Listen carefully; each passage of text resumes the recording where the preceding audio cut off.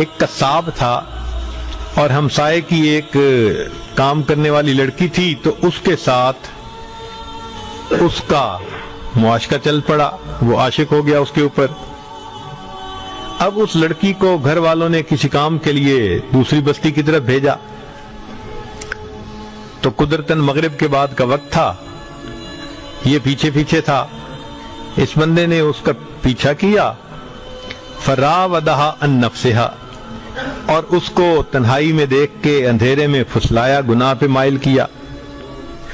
وہ نیک بچی تھی، جب اس نے اسے کہا نا کہ میں تو تم سے بہت محبت کرتا ہوں، تو اس نے آگے سے کہا لا تفعل لأنا اشد حبا لک منک لی ولکنی اخاف اللہ۔ اس نے کہا تم میرے ساتھ گناہ مت کرو، جتنی محبت تم مجھ سے کرتے ہو اس سے زیادہ محبت میں تم سے کرتی ہوں، مگر میں اللہ سے ڈرتی ہوں، میں گناہ نہیں کر سکتی۔ اس کے اخلاص والے الفاظ تھے کہ اللہ نے اس نوجوان کے دل میں یہ بات اتار دی کہ یہ اللہ سے اتنا ڈرتی ہے تو میں کیوں نہ ڈروں۔ چنانچہ اس نے توبہ کی نیت کر لی اور کہا کہ میں چلتا ہوں، فلاں بستی میں علماء بستے ہیں، ان کے پاس جاؤں گا، علم سیکھوں گا، نیک بن جاؤں گا۔ گرمی کا موسم تھا، سخت گرمی تھی، لمبے دن تھے، سفر پہ پیدل چل پڑا۔ راستے میں اسے ایک بڑے میاں ملے، تو بڑے میاں نے اس سے پوچھا کہاں جانا ہے؟ اس نے کہا فلاں جگہ۔ آپ نے کہاں جانا ہے؟ فلاں جگہ۔ تو بستیاں قریب قریب تھیں۔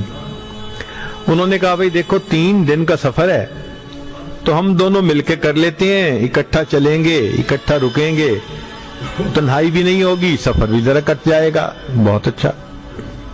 اب جب سفر شروع کیا تو ان دونوں نے یہ دیکھا، نوجوان نے بھی اور بڑے میاں نے بھی، کہ سخت دھوپ کا موسم ہے، مگر ان کے اوپر ایک بادل نے سایہ کیا ہوا ہے، اور جدھر وہ جا رہے ہیں بادل ساتھ ساتھ، بادل ساتھ ساتھ۔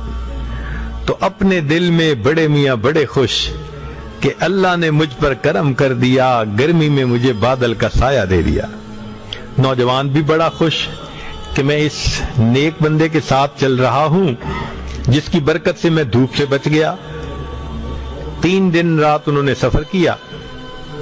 جب الگ الگ ہونے لگے تو اللہ کی شان کے بوڑھے نے دیکھا کہ بادل کا سایہ نوجوان کے سر پہ، تو وہ بڑا حیران، لوٹ کے واپس آیا، اس نوجوان سے پوچھنے لگا کہ تمہارا کون سا عمل ہے جو اللہ کو بہت پسند آ گیا؟ تو نوجوان کی آنکھوں میں آنسو آ گئے، کہنے لگا میں تو گناہگار انسان ہوں، اتنی سی بات ہے کہ میں نے اللہ کے خوف کی وجہ سے یہ زنا کا گناہ چھوڑا تھا۔ میرا مالک کتنا کریم ہے، اس نے اولیاء کی مانند مجھے گرمی کے موسم میں اپنا سایہ عطا فرما دیا۔ تو جو دنیا میں بادلوں کے سایہ عطا فرماتا ہے، وہ پروردگار جنت قیامت میں اپنے عرش کا سایہ عطا فرما دے۔